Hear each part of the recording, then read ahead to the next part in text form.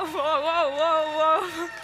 Hi, everyone. Thank you so much for this enthusiastic welcome. It's so nice to have you, everyone. I mean, thank you so much for being here. It's the third conference of the Women for Change session at ChangeNOW, and we're thrilled because every time it's a blast, and it's thanks to you. Thank you so much. Oh my God, I mean, the best friends in the world, they're all shouting at the, you're so amazing. Well, let's deep dive right in, if you will. What are we going to talk about today? I'm sure there's at least one person in this room who has felt the potential impact that their decision, their choice may have on someone else's life. A budget allocation, an investment, a recommendation, giving credit to someone who deserved it, an advice. Try to think about it. You know, that gesture that may change someone's life. And in creating this session, we asked ourselves, what can we do more to make, you know, those women more than just visible? How can we do that? And don't get me wrong, because visibility is the first step towards a fair future, because it allows to amplify voices, to make sure that everyone has a seat at the table, a place in the conversation, so it's very important. But we wanted to go a bit further, and that's what we are going to do today together. This time, we wanted to engage our audience, you, all of you. We wanted to engage this wonderful community that is being brought here at the summit. Because we want to show you guys that each and every one of you has the keys to positive change in your hands. Really, and it's not phrase making, it's true. And, well, actually, we have the keys to this positive change together when we put our hands together. But anyway. So I do have a question, and you can vote by a raise of hands. Have you ever heard of sponsorship before? Oh, that's not too bad, actually. OK, that's cool. Well, there's a lot of terminology, but let's agree on one definition for today. Sponsorship is the next step up from mentoring.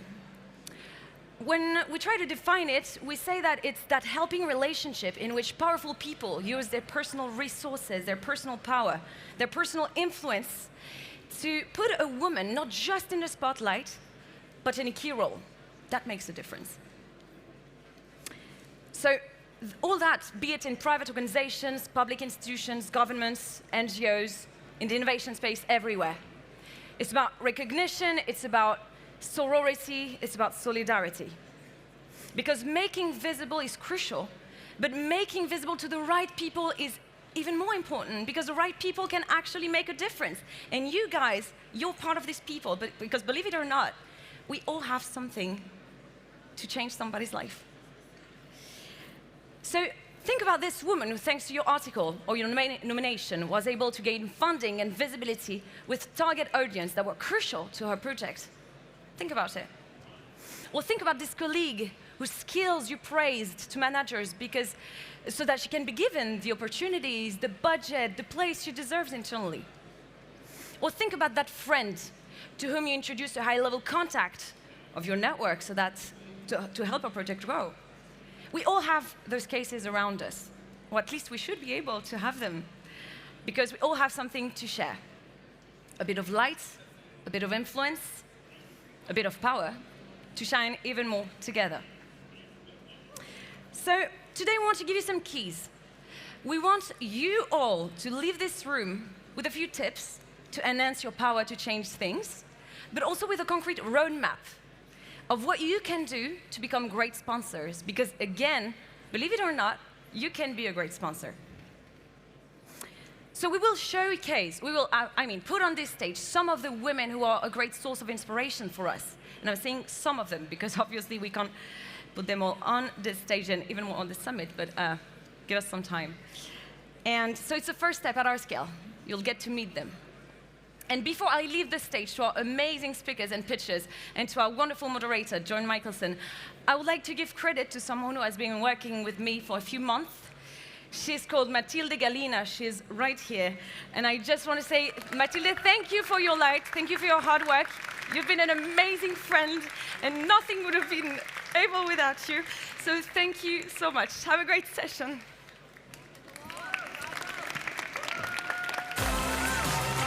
Oh, God. Good morning. Come on, are you present? Good morning. Good morning. I'm Joan Michelson. I host a podcast called Electric Ladies, hence why I'm here, right? I am in the business of raising the visibility of women in the climate crisis because we need women to help solve the climate crisis, right? Yes? Yes. Shaking heads, please. Yes? Okay, good.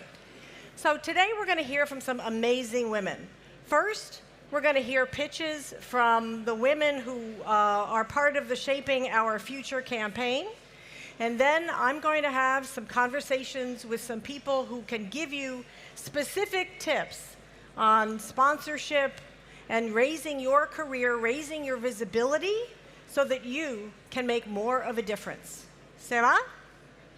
Okay? Okay, let's get started. We will start with some amazing women pitching for you.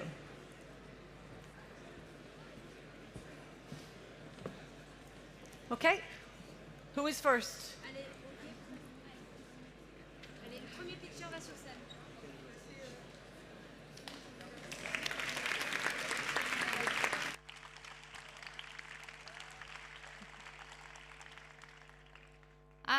I recently came across the most devastating fun fact I've ever read.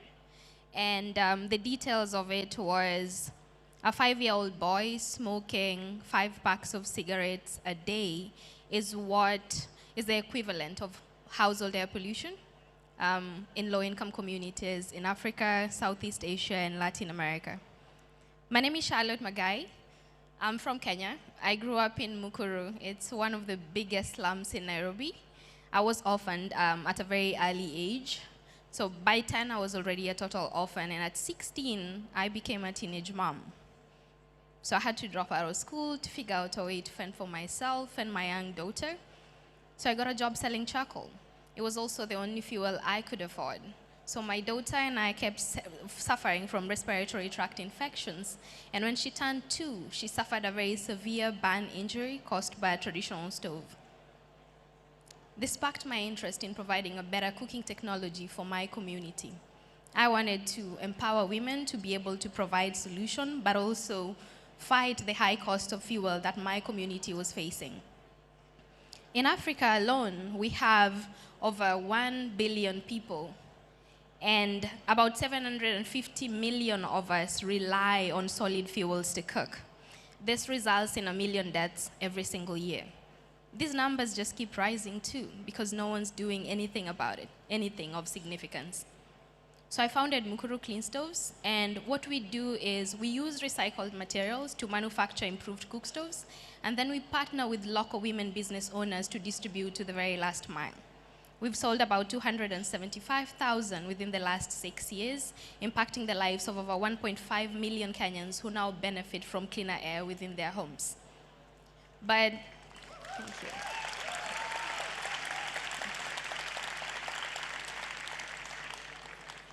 As I research, I realized that our stoves were very powerful, but they weren't enough. They were reducing household air pollution by up to 90%, but not really completing the job. So I came across this study by the CDC talking about people catching malaria just before they go to bed, even when they have mosquito nets. And I asked myself, what are low-income communities doing just before they go to bed? They're using our stoves. So we are currently making malaria-fighting briquettes, as Kenya is the largest producer of pyrethrin, which is the strongest insecticide in the world. And we're hoping to distribute this to 10 million households across Africa, Latin America, and Southeast Asia by 2030. Thank you.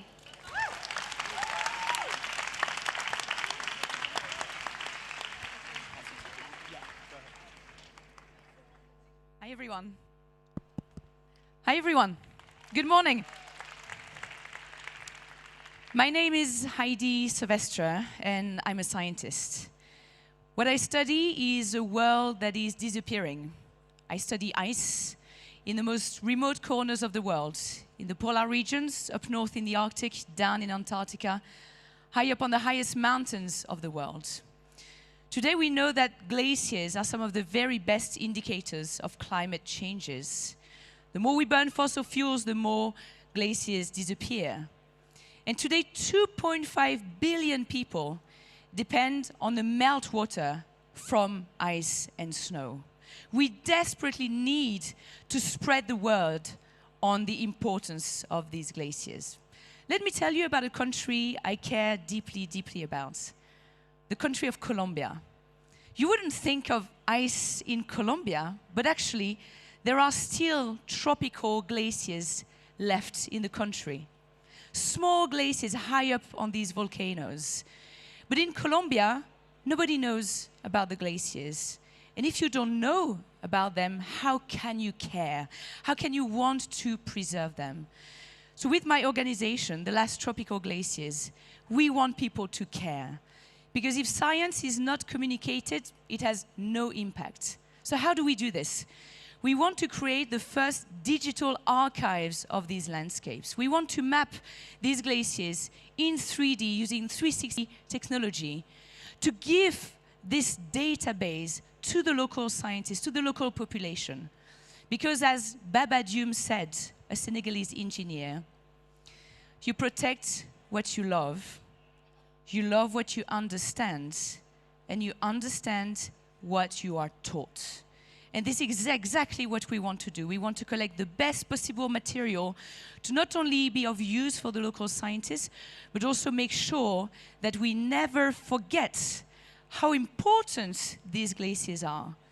Because for the glaciers of Colombia and all the other tropical glaciers of the world, in East Africa, in Papua, there are still glaciers in those regions that will inevitably disappear. But it is not the case yet for the glaciers of the Himalayas, for the glaciers of the Alps, for the glaciers of Alaska, of the Andes. These are the glaciers we can still save. So by learning the process in Colombia, by mapping these glaciers, making sure we never forget about them, let's make sure that we don't give up on the glaciers of the Himalayas, the glaciers of the Alps, and make sure we don't forget the 2.5 billion people who need the meltwater from these glaciers. Thank you very much. Thank you.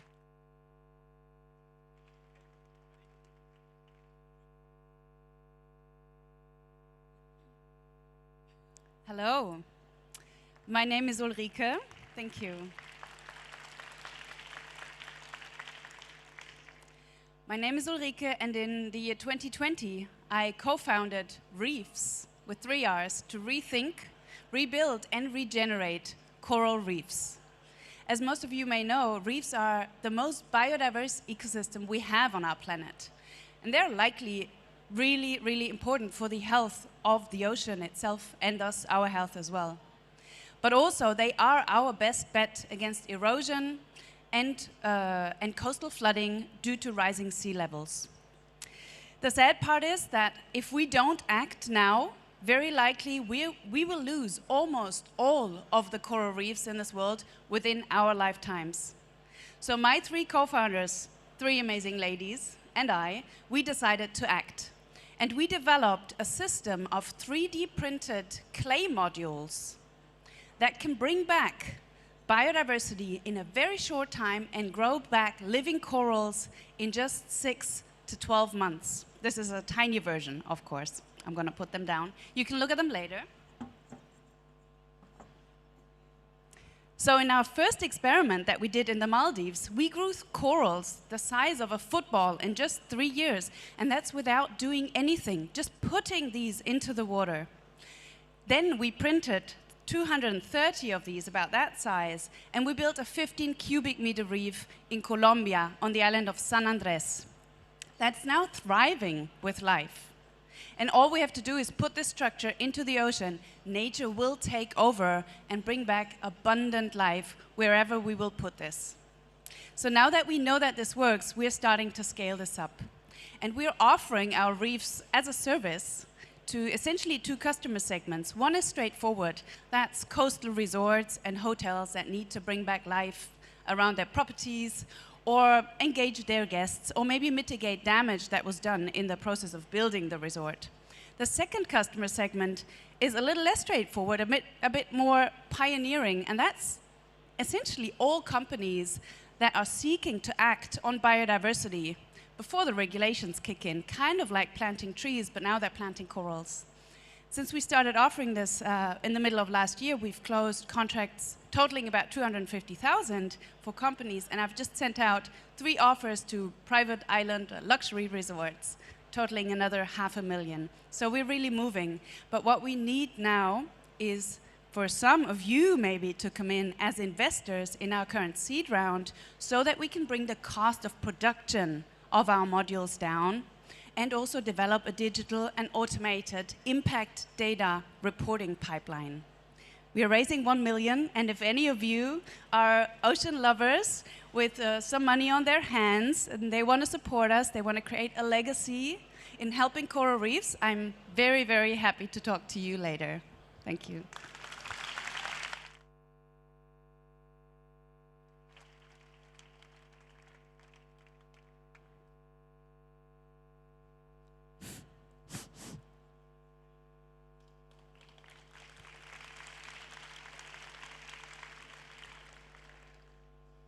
Come on, everybody, we stamp on the ground. Can you do it a little bit harder? Can you feel how hard it is? Can you imagine a healthy orange tree growing on this type of soil? I cannot. 100 years ago, there were many nutrients in our food than today. What our grandparents ate was healthier than what we eat today. Our landscapes are drying up. Soils are thick, hard as rock, exactly what the ground you stamped up with your feet. Worldwide, we're losing 10 million hectares of good soil every year. With it, we are losing plants, animals, and forests. We don't even know what is hidden under our feet. In a teaspoon of good soil, just this amount, there are more animals and fungi than people on the entire earth. We are 8 billion people on their planet, just in a teaspoon. Imagine. With soils, we are also losing the second carbon reservoir on the land and on Earth after the ocean, releasing huge amount of carbon dioxide into the atmosphere. At betterSoil, the company, our startup, we make sick soil strong and healthy again. How do we do it? We combine newest research with indigenous knowledge. We have 4 principles: agroforestry, compost, biochar, and soil management. Soils are hungry as we are. We need to feed them like we feed our bodies. We collect bio-waste and turn it into betterSoil booster. It's our superfood, a natural fertilizer for healthy soils. Does it work? Yes, it does. Last year, we made a recipe for pistachio trees in Iran and feed them with our betterSoil booster. Already after 6 months, the leaves were bigger, greener, and healthier. At betterSoil, we are 16 people from 5 nations. So in different experience, soil science, sustainable agriculture, marketing, digital solution, and economics. This is the most important part for a farmer, economic. Our vision is healthy soil, healthy people, healthy climate. This way, carbon dioxide is stored back to soil again. Farmers harvest more, and soil can live once again. With your stories on social media, in newspapers, on televisions, we dig it together. Let's dig it together. With your financial support for our startups in Malawi, in Iran, in Kenya, we can produce more betterSoil booster. We can also hire more staff to work with farmers and make the world a little bit better for everyone. Thank you very much.